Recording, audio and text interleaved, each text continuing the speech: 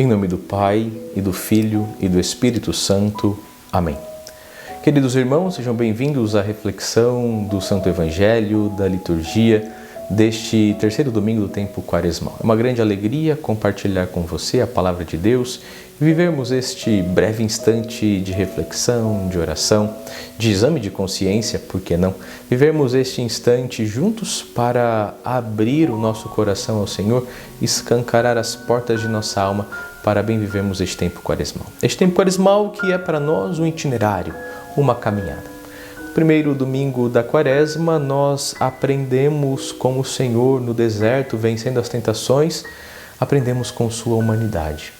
No segundo domingo, com o Senhor, subimos o monte, contemplamos a sua transfiguração e fomos consolados pela sua divindade. Agora, neste terceiro domingo, o Senhor clama a nós. Um brado que não pode ser deixado de lado, que não pode passar despercebido, que deve ser por nós acolhido, cuidado e vivido.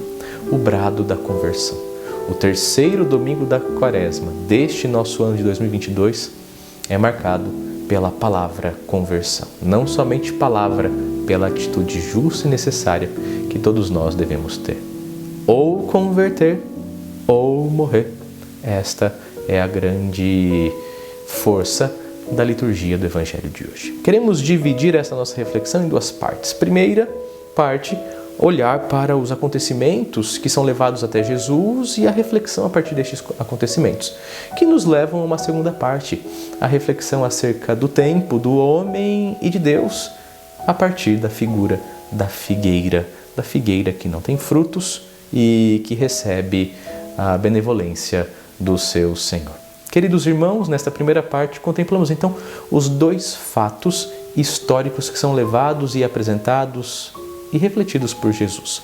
O primeiro fato que é levado ao Senhor é a grande matança que Pilatos promoveu de galileus, misturando o sangue dos galileus com o sangue do sacrifício. Levam atônitos este fato a Jesus, querendo que Jesus se posicionasse, julgasse e criticasse, mas Jesus, a este fato, responde com um outro fato histórico, o fato da Torre de Siloé, que desabou e matou 18 pessoas. Estes fatos são importantes aqui neste Evangelho porque estes desastres, estes acontecimentos, estes momentos difíceis de tristeza, de dor, são momentos que causam em nós uma raiva, causam em nós uma cólera, uma ira, geram uma revolta em nós. Até mesmo as intempéries que nós vivemos no nosso dia a dia geram em nós uma tristeza, as adversidades geram em nós uma tristeza. Por isso é importante entendermos qual o papel destes fatos aqui narrados. Duas são as tentações diante das tragédias da vida, diante dos acontecimentos tristes que se dão também nos nossos dias. A primeira tentação a qual somos assaltados é a tentação de querer entrar na cabeça de Deus, de querer visitar a mente de Deus e entender o porquê Deus assim permitiu, o porquê Deus assim deixou que as coisas acontecessem.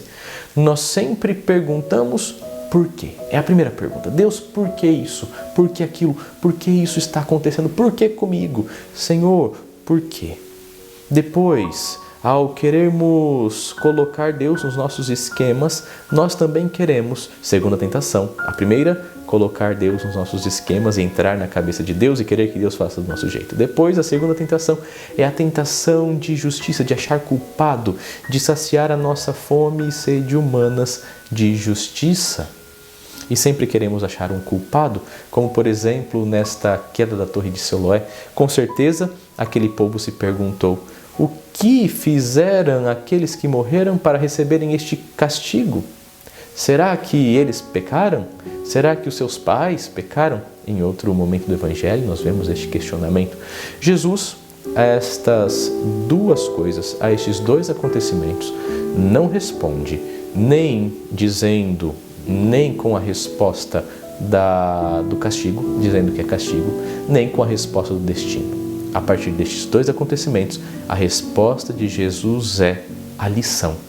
As coisas acontecem e com elas nós precisamos aprender. As coisas acontecem e nós nos revoltamos porque nós queremos usar critérios humanos nas ações e nas permissões divinas. Então, diante de tudo o que aconteceu, de tudo que foi exposto, da expectativa do povo de uma palavra de Jesus, qual é a palavra de Jesus? A palavra de Jesus é a lição. A verdadeira morte é não se converter. Porque aquele povo estava justamente achando que eram melhores do que aqueles que haviam morrido. Porque pensavam que aqueles que haviam morrido eram pecadores e mereciam o castigo. Jesus lembra, não é castigo a morte, mas temos que tomar cuidado. Desastres podem acontecer com qualquer um, mas desastre maior do que desastres físicos, desastres climáticos, desastres no tempo, é o fato de nós perdermos e morrermos para a eternidade. Portanto, esta primeira parte a respeito dos acontecimentos nos relembram esta verdade. A pior morte, a verdadeira morte, é não se converter. Porque quando não nos convertemos, talvez não morremos para esta vida, mas morremos para a vida eterna, a vida verdadeira. Então, nos preocupamos com os desastres? Sim. No entanto, preocupemos-nos em primeiro lugar com a nossa conversão e na busca da vida eterna. Queridos irmãos, então esta primeira parte a respeito dos acontecimentos nos levam para a segunda parte. Se os acontecimentos do tempo presente clamam a necessidade de nos convertermos, porque não sabemos nem o dia nem a hora, a figueira nos dá uma bela lição. Quando nós entendemos essa primeira parte, nós entendemos a segunda parte, o sentido do evangelho de hoje. Muitas palavras, muitas explicações, muitas teorias não são necessárias. O que é necessário então nos ensina assim o Santo Evangelho de hoje? Necessário é fazer possível a minha salvação. Queridos irmãos, a Quaresma é um tempo de questionamentos, é um tempo de exame de consciência. Por isso aqui proponho para você esta pergunta, este questionamento. O que é que eu estou fazendo para fazer possível a minha salvação? Se hoje me acontecesse um desastre, se hoje me acontecesse uma calamidade e eu viesse a morrer, eu seria digno de conquistar a salvação? Essa pergunta é importante não para nos encher de medo, mas para que nós tomemos consciência da realidade e de qual patamar nós estamos. Em qual patamar nós estamos? Será que hoje me seria possível a salvação? Por isso, esta pergunta é importante.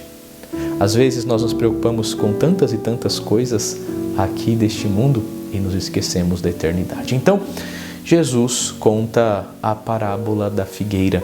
A parábola da figueira é muito bonita. A imagem da figueira é a imagem da humanidade. A parábola da figueira que Jesus contou hoje, você já ouviu o Evangelho, mas lembremos agora, o homem, dono da terra, o Senhor, passa diante da figueira, procura ali frutos, não encontra e diz, eu vou cortá-la. E eis que outros intercedem pela figueira, não, Senhor, vamos cavar, adubar, vamos cuidar e quem sabe daqui a um ano, dê à figueira mais um ano. E daqui a um ano, se ela não der frutos, o Senhor corta a figueira. Esta parábola é bonita porque a figueira é o sinal da humanidade. A figueira é cada um de nós. A figueira sou eu, a figueira é você. E por isso que é forte e bonita esta imagem. Cheios de galhos somos nós. Cheios de folhas somos nós. Mas e os frutos? Onde estão? O Senhor daquela terra não encontrou fruto naquela figueira. Será que Deus está encontrando fruto em nós? Eu, quando meditava esta palavra, achei muito bela, muito bonita esta imagem do Senhor que caminha no meio da figueira. Eu fiquei pensando, imaginando Deus caminhando no nosso meio e procurando, no meio dos nossos galhos, nos galhos, mexendo nas nossas folhas, nas folhas das nossas preguiças, nas folhas das nossas indiferenças, nas folhas das nossas desculpas, das nossas banalidades, nos galhos das nossas frivolidades, da nossa letargia, Deus mexendo nos nossos galhos e nossas folhas e não encontrando frutos. Quanta tristeza há no coração de Deus quando Ele não encontra fruto em nós, que somos a figueira de sua terra. E aí também cabe a nós uma outra pergunta neste exame de consciência quaresmal. Por que é que nós não produzimos frutos? Por que é que somos tão difíceis de produzir frutos? Será que nós não produzimos frutos porque nós não levamos a sério a palavra de Deus? Será que nós não produzimos frutos porque nós temos medo de deixar aquilo que não é de Deus? Temos medo de ser de Deus? Ou então, usando uma linguagem propriamente de Santo Inácio de Loyola, será que estamos tão apegados assim às paixões desordenadas que nós não queremos ser de Deus? Será que nós não produzimos frutos porque nós pensamos que somos imortais? Vamos viver hoje, vamos viver agora, como se não houvesse amanhã? Será que achamos que não há um amanhã? Um amanhã que será o nosso ponto final nessa terra? Me lembro daquele evangelho do homem que muito acumulou, que muito guardou, que só queria acumular e guardar, e o Senhor disse: agora chegou o teu fim. Inclusive nós cantávamos a plenos pulmões: insensato, que valem tais bens, se hoje mesmo terás o teu fim. E assim vai. Será que nós acreditamos que não temos um amanhã? Ou então, que é pior do que tudo, será que nós pensamos que somos imortais, que vamos viver para sempre? E por isso não nos preocupamos com os frutos de amor, com os frutos de conversão? Queridos irmãos, cabe a nós, neste tempo quaresmal, nos interrogar. Não somos mais justos, melhores do que ninguém. Somos herdeiros da graça. Somos beneficiados com a misericórdia de Deus e com a prorrogação da misericórdia de Deus. Mas esta prorrogação um dia há de ter o seu fim. A Quaresma, queridos irmãos, é o grito forte para, enfim, produzirmos frutos. É o grito forte para, enfim, dilatar o nosso coração diante do Senhor que dilata o tempo da misericórdia. Sim, o Senhor dilata o tempo da misericórdia, mas haverá um ponto final. Agora é o tempo da misericórdia. Este é o tempo da misericórdia. Este é o dia da salvação. Quando nós fecharmos os nossos olhos para esta terra, aí acabará o tempo da misericórdia e terá início o tempo da justiça de Deus, o justo juiz que nos tratou com tanta misericórdia. E nós, na nossa cabeça dura, na nossa dificuldade de amar, não produzimos frutos. Então, quando é o tempo para começarmos a produzir frutos? O tempo é hoje, é o aqui, é o agora. Coloquemo-nos diante do espelho da nossa vida, diante do espelho da realidade, e nos perguntemos: por onde eu posso começar a produzir frutos?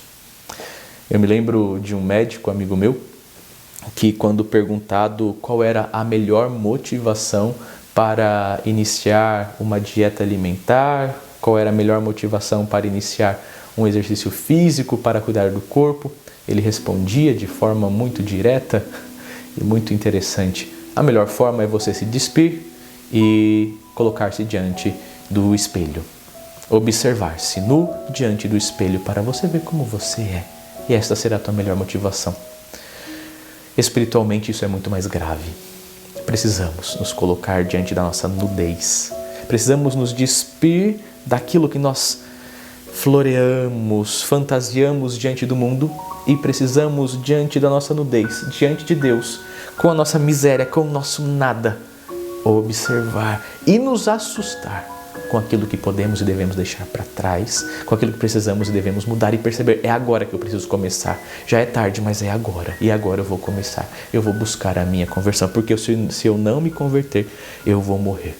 A verdadeira morte é não se converter. Por isso, queridos irmãos, somos árvore, somos a figueira, mas não somos qualquer árvore. Somos árvore no solo da igreja, da Igreja Una, Santa, Católica e Apostólica, da Igreja de Jesus Cristo. Somos cuidados pelo melhor dos jardineiros e nós somos alimentados pela seiva dos sacramentos, sacramentos portas da nossa salvação. Então, por que deixar para amanhã a nossa salvação? Ainda que o nosso coração seja lerdo, seja lento, ainda que o nosso coração tenha um tempo que nós não consigamos entender, ainda que o nosso coração tenha um tempo incerto, tenha um tempo difícil, ainda que busquemos a salvação, busquemos a nossa conversão. Esta é a reflexão para este terceiro domingo do tempo quaresmal. Desejo a você uma santa e abençoada semana, que esta semana seja iluminada por esta palavra e que você busque verdadeiramente, a partir de hoje, de agora, que nós busquemos a nossa conversão. A verdadeira morte é não se converter. Convertamo-nos para que sejamos salvos. Deus abençoe você, suas necessidades, sua família. Em nome do Pai, e do Filho e do Espírito Santo. Amém. Salve Maria, viva Cristo Rei.